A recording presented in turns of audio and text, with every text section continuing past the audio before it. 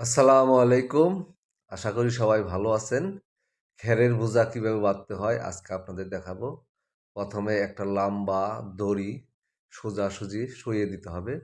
তারপরে খেরগুলো এইভাবে সেই দড়ির উপর সাজিয়ে সাজিয়ে এইভাবে চেপে চেপে রাখতে হবে। দেখেন কিভাবে সুন্দরভাবে রাখা হইতেছে। দেখছেন?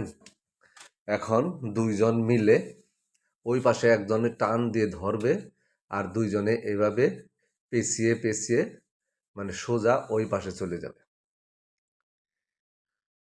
এইভাবে খ্যার বাঁধলে খ্যারগুলো অনেক শক্তপোক্ত হয় বোঝাটা, আর অনেকগুলো খ্যার এক বোঝাতে বাঁধা যায়।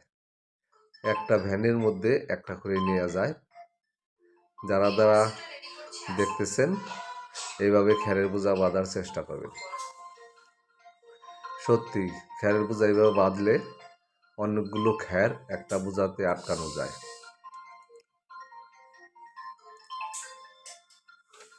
দেখতে পাচ্ছেন?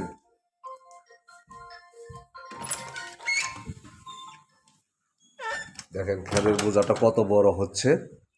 সত্যি অনেক বড় হয়ে গেল।